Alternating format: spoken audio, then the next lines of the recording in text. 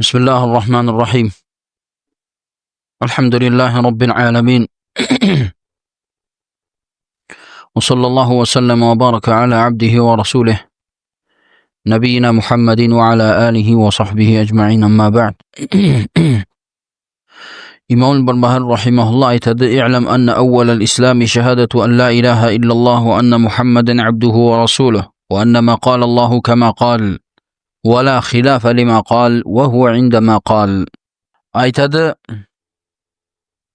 "Sen bil, albatta islomning basi ol Allohdan boshqa qulchilikqa ahdi hech kim yo'q ekeni, jene Muhammad sallallohu alayhi va sallam Allohning pendesi jene payg'ambar ekenini kuvalik beru devadir.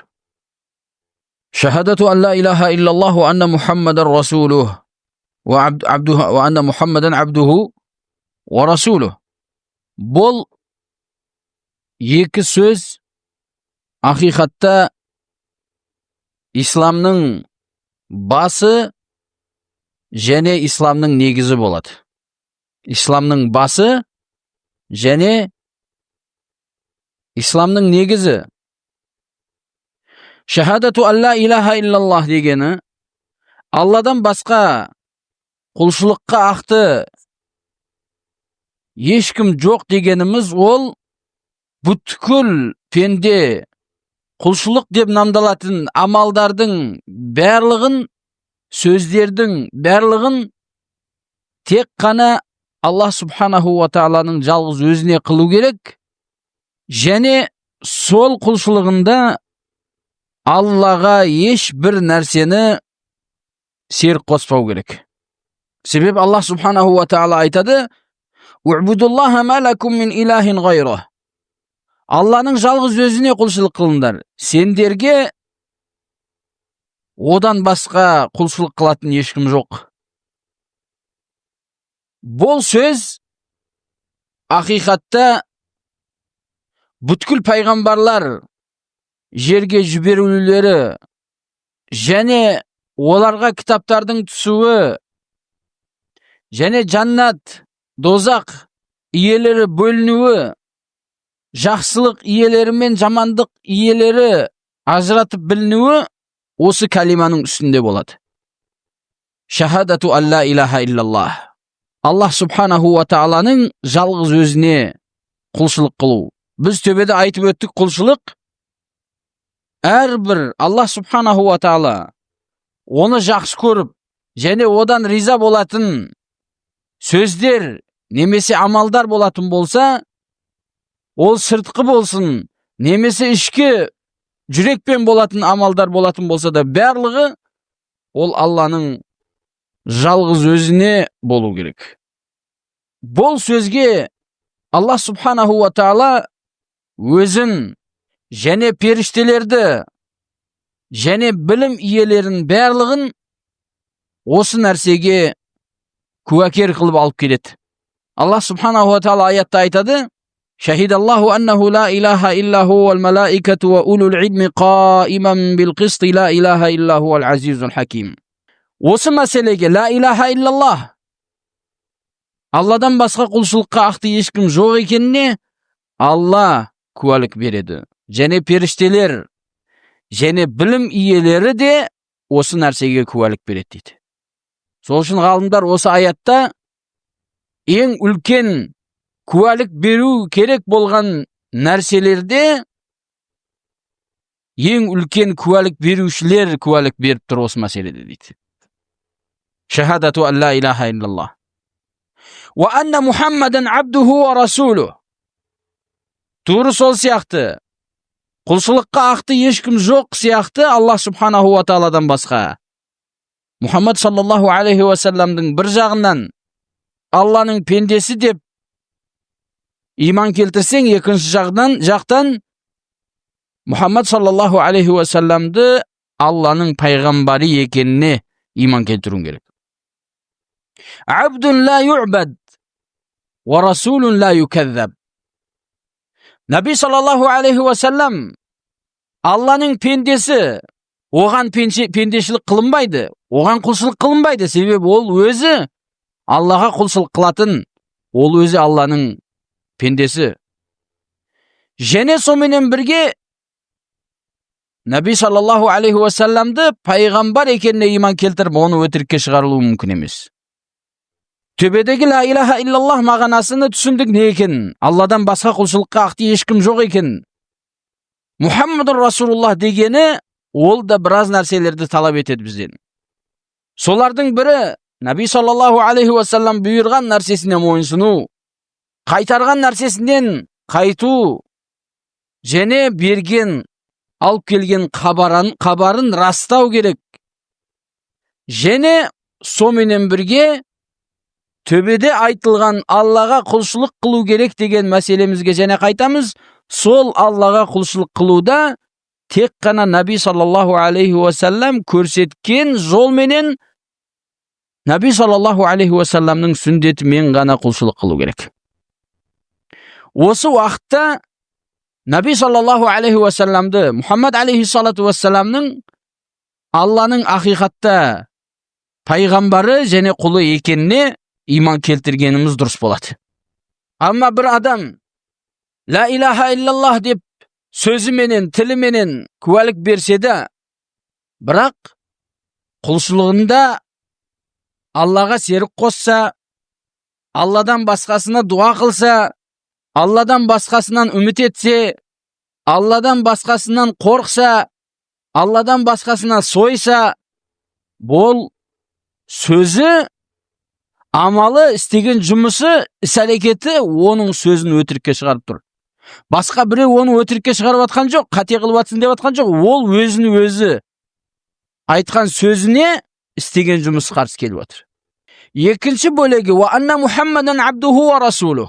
Мұхаммад саллаллаху алейхи уассалам Алланың пайғамбары және Алланың пендесі деп куәлік береді де тіліменен, не Алла субханаху ва тааланы пайғамбар алейхиссалату вассалам серік қосып, оған дуа қылады, одан жақсылық жамандықтарды сұрайды, одан шапағат сұрайды. Абдуху деген сөзіне, Алланың құлы деген сөзіне қарсы келіп отыр амалыменен.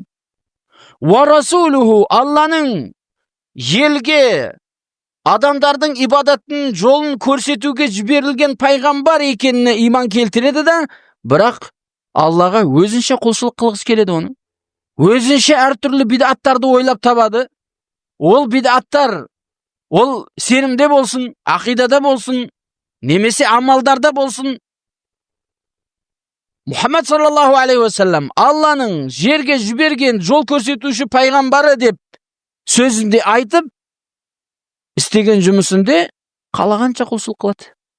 Бұл да айтып тұрған сөзін істеген жұмысы өтірікке шығарып отыр. Алла айтады: «Я айюхаллазина аману, лима тақулуна ма ла тафалун. Кабура мақтан индаллахи ан тақулу ма ла тафалун». Ей Аллаға иман келтірген пенделер, неге сендер өздерің істемейтін жұмысты айтасыңдар?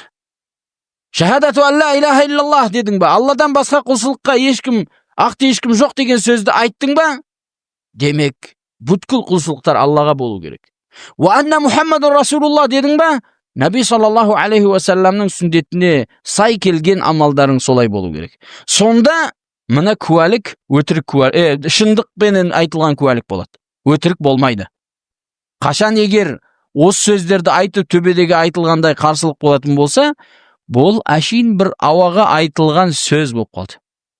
Сол үшін исламның басы, бірінші қадамы ол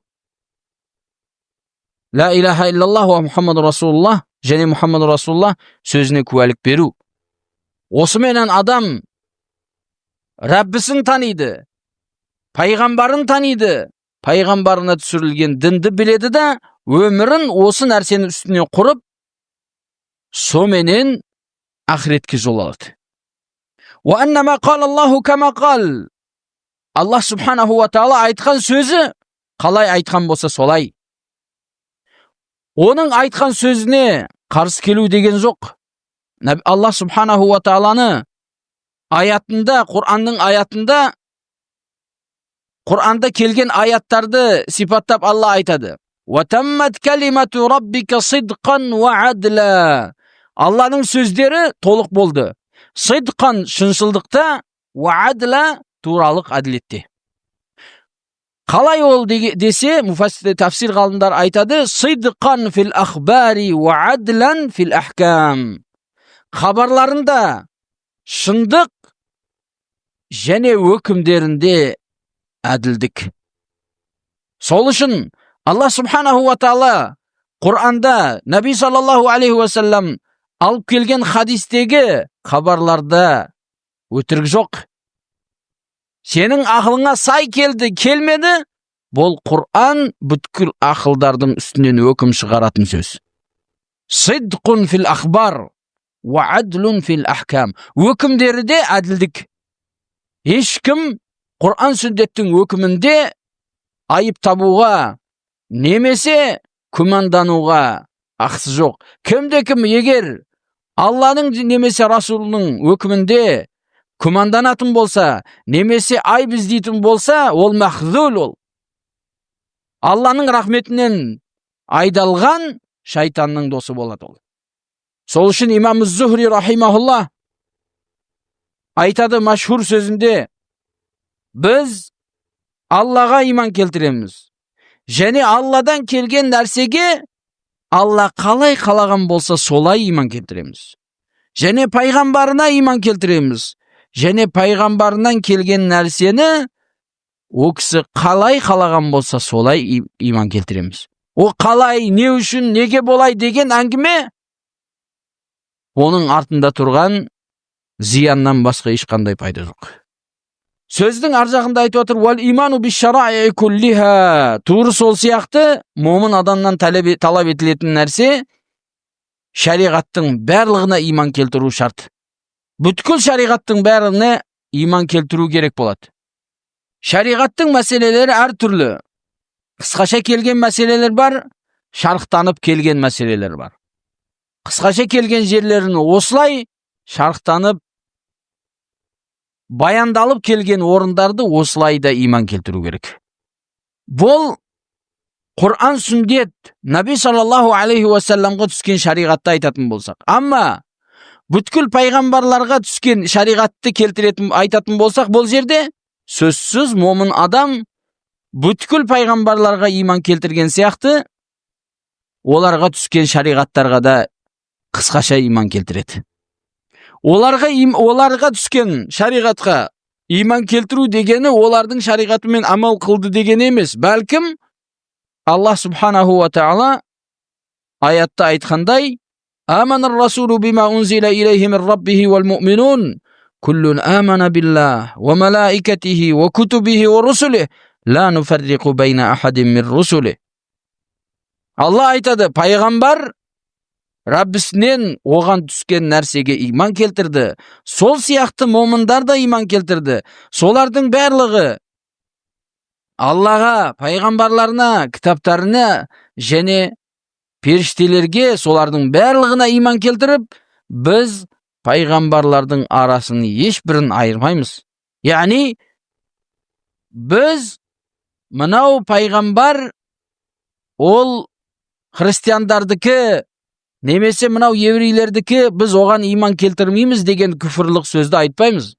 Бәлкім ахлі сүнна вал жамаа бұл негізді иман келтіріп, пайғамбарлардың барлығы, біз аттарыны білген, білмеген пайғамбарлар, оларға түскен кітаптардың атын білсек те, білмесек те, солардың барлығына ғайыптан иман келтіреміз да, солардың барлығы ақиқат, оларға түскен шариғат ақиқат, бірақ Мұхаммад саллаллаху алейхи ва салламға түскен шариғат, ислам діні, Құр'ан, олардың барлығын өкімдерін өшіріп, бізге солардың үстінен сұлтан болатын Құр'анды түсіріп, бізге пайғамбарлардың ақыры болған қияметке шейін соның шариғаты жүретін Мұхаммад саллаллаху алейхи ва салламға Мұхаммад саллаллаху алейхи ва салламды пайғамбар қылып жіберді. Соменен момын адам осы суретте бүткіл шариғатқа иман келтіреді. Sözdün arjağında aytып atır: "Wa'lam anna ash-shira'a wal bay'a halalun idha bi'a fi aswaqil muslimin ala hukmil kitabi was sunnati min ghayri an yadkhulahu taghlilun aw zulmun aw ghadrun aw khilafun lil Qur'ani aw khilafun lil ilm." Және bir нәрсені біл деп атыр: алды сатты мәселелері болардың барлығы негіз адалдық. Осы жерде бір нәрсеге ишара береміз, ол не? Негіз мәмілелерде, ұрып әдеттерде негіз адалдық. Яғни шариғатқа қарсы болмаса амал қылына береді. Саудалары, алды саттысы, ижара беруі, басқа арендаға беру, немесе басқа жұмыстардың барлығы негіз адалдық. Тек қана егер бізге анық ашық дәлел келетін болса пәнен мәселенің арам екеніне, сол уақытта одан тыйыламыз. Уайилла асыл адалдық. Ғалымдар бұл мәселеге ал-аслу ал-хил деп айтады бұл мәмілелерде. Амма ибадаттарға келетін болсақ, ал-асл мәні. Негіз шариғатқа сай келген ибадатты қылынады. Қай бір қылшылық болатын болса, оны анық шариғатта бар екенін біліп, содан кейін оны амал қылу керек.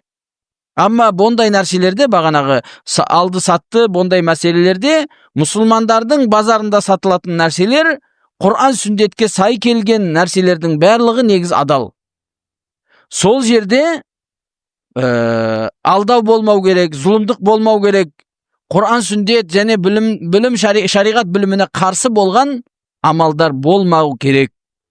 Сол үшін негіз мұсылмандардың базарларында сатылып тұрған нәрселерге күмәндарды салу, мынандай анандай әңгімелерді тарату, бұл жақсылық белгісі емес бол. Бәлкім негіз мұсылмандардың базарында болғаннан кейін адам жақсы ойменен, негіз адалдықпенен мәміле қылады. Тек қана анық бір нәрсені, анық арам болып тұрғанына, немесе арам жолменен алып келгені, немесе оның ішінде арам нәрсе араласқанына анық дәлелі болатын болса, онда осы жерде ескертілу керек, жақсылыққа бұйырып, осы орында жамандықтан қайтарылу керек. Уайилла асыл мұсылмандардың базарында сатылатын нәрсе бұл адал. Сол үшін айтып отыр: "Вa'lam anna ash-shira'a wal bay'a halalun idha bi'a fi aswaqil muslimin." Амма маджустар, васанилер, мушриктердің базарына бардың ба, ол уақытта адам сақтанады. Себебі негіз асыл олардың малы арам. Ахли китаптардан басқа. Ахли китаптардың мәселесі бөлек. "Wa'lam annahu yanbaghi lil-'abdi an tashabahu ash-shafaqatu abadan ma sahiba ad-dunya." لأنه لا يدري على ما يموت عليه وبما يختم له وعلى ما يلقى الله عز وجل وإن عمل كل عمل من الخير وينبغي للرجل المسرف على نفسه ألا يقطع رجاءه عند الموت ويحسن ظنه بالله ويخاف ذنوبه فإن رحمه الله فبفضله وإن عذبه فبذنبه. Және бір нәрсені біл деп отыр. Әлбетте әрбір пендеге осы дүниеде болған уақытында ардайым өзінде, нәпсінде өзіне болған бір мейірімділік болу керек. Ардайым Аллах субханаху ва таала дайындап қойған тозақтан қорқумен болу керек. Ләннаху, себебі деп жатыр, бұл адам өзіне сеніп тозақтан қорқпай қалатын болса, азғантай жақсы істеген амалдарына сүйеніп қалса, ол білмейді деп жатыр, өлейін деп жатқанда қандай өлімде болады. Ақырғы сөзі, ақырғы істеген әрекеті қандай жағдайда болады. Бұл суул хатима деп айтылады. Бұл насаллаллаху афия ең қатерлі жағдайлардан. Себеп Наби саллаллаху алейхи ва саллям хабар қылғандай, кейбір адамдардың көзінде, адамдардың есебінде жақсылықта жүрген адам болады, бірақ ол өзі жамандықта болады. Нәтижеде қанша адамдар бар, адамдардың көзінде жамандықта болады да, ақыры келешекте жақсылықта өтеді. Бұл дәлел қылады, адам істеген амалына сеніп қалмау керек. Бәлкім ардайым қорқу және үміт етудің арасында болу керек. Аллага махаббаты бар, және соменен істеген жақсы амалына қатты сеніп қалып, үміт күшейіп кетіп, жақсы амалдарды тастап қоймайды, жамандық амалдарды істей беретін болып. Немесе қорқуы күшейіп кетіп, Алланың рахметінен үмітсіз болып, өзін бәлеге жолықтырып қоймайды.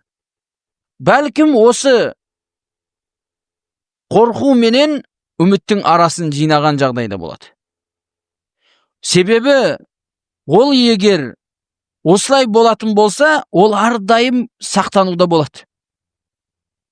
Мен жақсылық істеп қойдым, болды деп жамандыққа өтіп кетпейді, немесе мен жамандық істедім, болды, мені енді Алла кешірмейді дегендей Алланың рахметінен үмітсіз болып қалмайды. Бәлкім әрдайым осы істеген жамандығынан қорқып, істеген жақсылығынан жақсылығы себепті Алланың рахметінен үміт қылумен жасайды.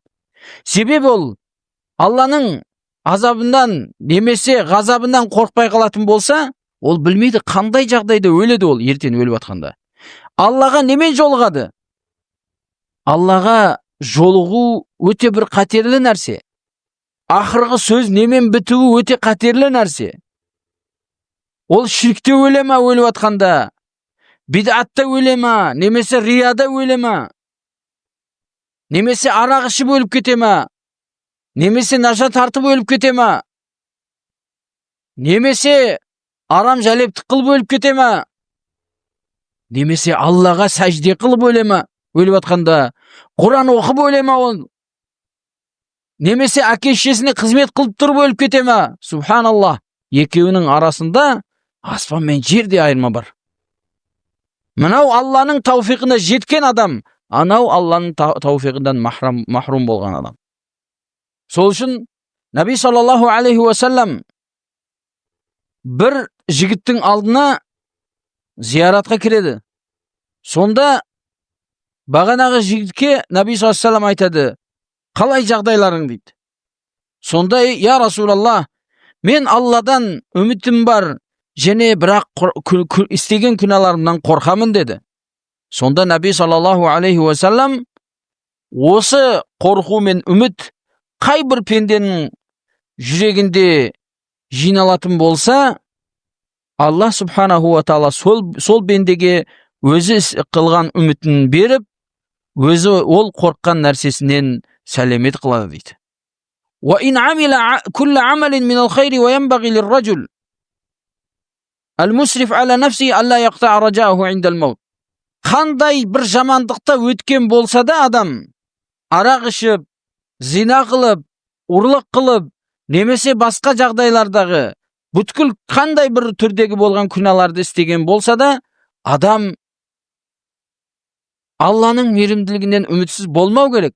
Не жағынан? Аллаға тауба қылу жағынан. Амма Алла кешірімді ғой деп қалаған жұмысын істеп жүре беру, бұл ақыры адамды ширкке, күфірға жолықтыру мүмкін.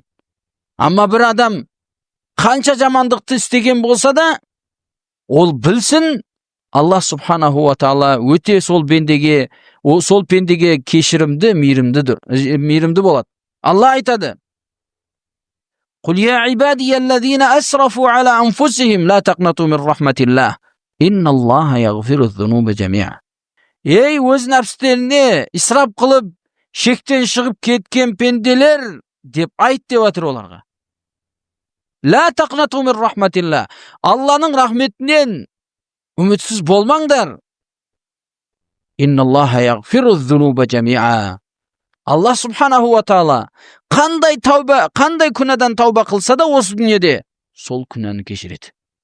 Сол күнә ширк болса да, бидат болса да, одан төмендегі болған үлкен күнәлар болатын болса да, бәрін кешіреді. Алла ширкті кешіргеннен кейін сөзсіз басқа күнәларды кешіреді. Бұл қашан? Осы дүниеде тауба қылып қалса. Бірақ адам баласында бір кемшілік бар. Бүгін тауба қылмасам ертең қылат шығармын. Ертең болмаса арғы күні Алла бір күн инсап беріп қалат шығар деп ойлап жүреді да, қандай бір жамандықта өліп кеткенін білмей қалады. Себеп Адам бол дүниеге өзінің қалауымен келмейтін сияқты, ақыретке де қалауымен кетпейді. Алла қалаған уақытында бір пендені дүниеге келтіріп, қалаған уақытында өзінің шегіменен дүниеден алып кетеді. Осы нәрсеге анық жүрегінен иман келтірген адам жақсы амалдан кешікпеу, жаман амалдан тауба қылудан да артта қалмау керек.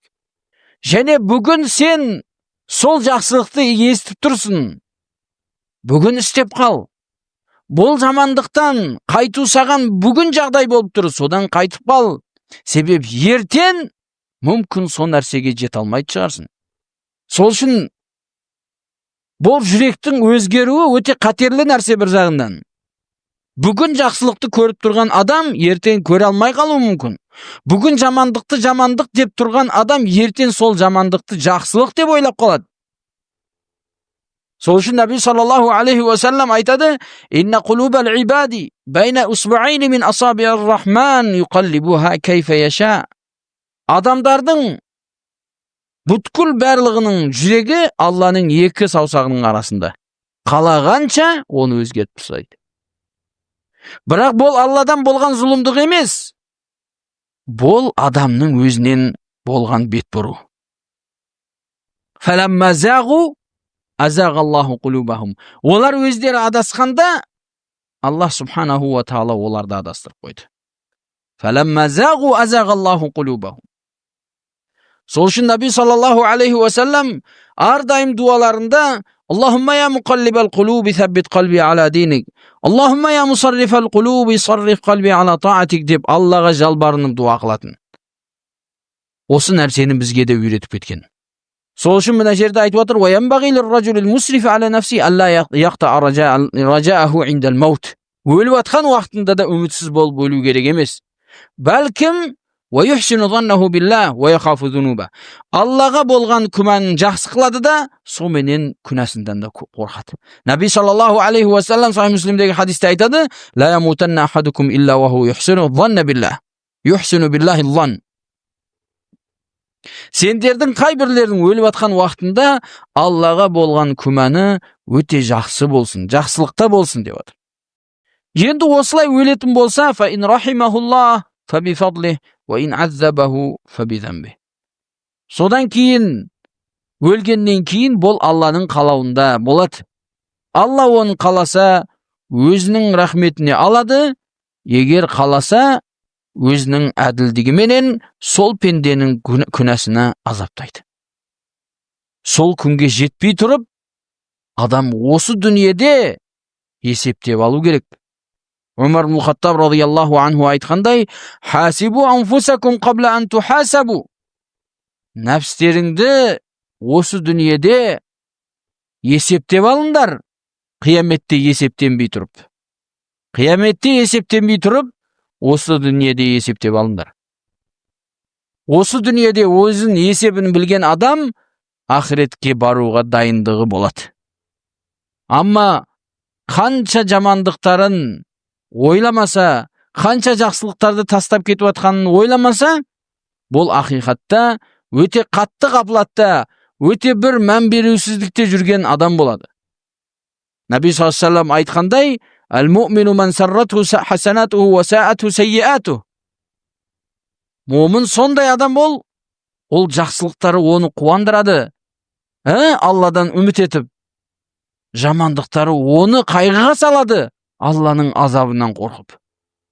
Муъмин адам осы екі нәрсенің арасында болу керек. Қорқу мен үміт ету бұл құстың екі қанаты сияқты болу керек. Ар жағында айтып отыр: "Вал иману би анна Аллаха таала атла набияху саллаллаху алейхи ва саллям ала ма якуну фи умматихи иля яумил қияма." Наби саллаллаху алейхи Аллах субханаху ва таала пайғамбар алейхиссалату вассаламға қияметке шейін болатын нәрселерді білдірді деп отыр. Сөзсіз бұл нәрсе пайғамбар алейхиссалату вассаламға болған. Бірақ әрбір кішкентай үлкен нәрселердің барлығында біле бермейді. Себебі бәрін білет дейтін болсақ, онда Алланың білімінде серік болған болады.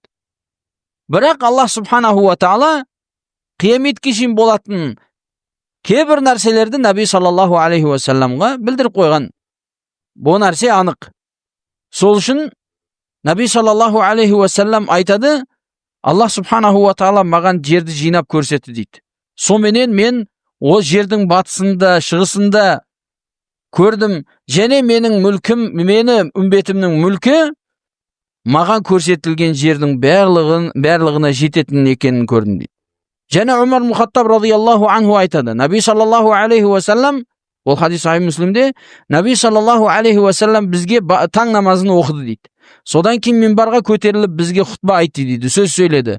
Содан кейін зухр болды, 5 уақыты болды. Содан кейін зухр намазын оқыды. Содан кейін және минбарға шығып және бізге айтты. Содан кейін аср болды. Содан кейін намаз оқыды да және минбарға қылып айтты. Содан кейін күн батқанға шейін және сөйледі.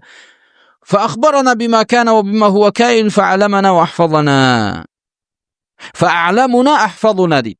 Содан кейін Наби саллаллаху алейхи ва саллам келешекте болатын нәрселерді бізге хабар берді да, біздің ішіміздегі ең білімдісі, ең жақсы жаттайтыны дейді. Бірақ көбі бұл асарларды ұмытып қойған. Бұл ұмытып қойғандығы бізге пайдалы нәрсе келмей қалды деген емес. Бізге негізді болған усулдар жетіп келген. Амма боларды білген білмегеннің көп бізге қатысы жоқ. Бізге қатысты болған нәрселер келген. Сол үшін Хузайфа радияллаху анху ға Наби саллаллаху алейхи ва саллам қанша жағдайларды айтып беретін.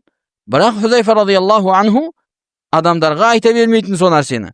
Сол үшін Хузайфа радияллаху анху сахибу сирри Расулилlah, Мұхаммад саллаллаху алейхи ва салламның сірінің иесі. Көп фитналар, келешекте болатын жағдайлар, адамдардың күнінде болатын өзгерістерді Наби саллаллаху алейхи ва саллам Хузайфаға бөлек айтып кеткен. Бірақ Хузайфа радияллаху анху бұл нәрселерді елдерге айтпаған. Себеп бұл жеткізу керек болған білімдерден емес. Амма жеткізу керек болған білімдерден болғанында Аллах субханаху ва таала оны сақтайды. Себеп Алла айтады, инна нахну наззална зикра ва инна лаху лахафизун. Біз осы зикрді түсірдік, және біз оны сақтап береміз дейді. Сол үшін бұл мәселе осы суретте бұл мәселеге солай иман келтіруіміз керек. Осымен иншалла бүгінгі сабағымыз бітеді. Субханакаллахумма бихамдика ашхаду ан ла илаха илля анта астағфирука ва атубу илейк. Аллахумма салли аля Мухаммад ва аля алихи ва сахбихи ажмаин. Free audio post-production by alphonic.com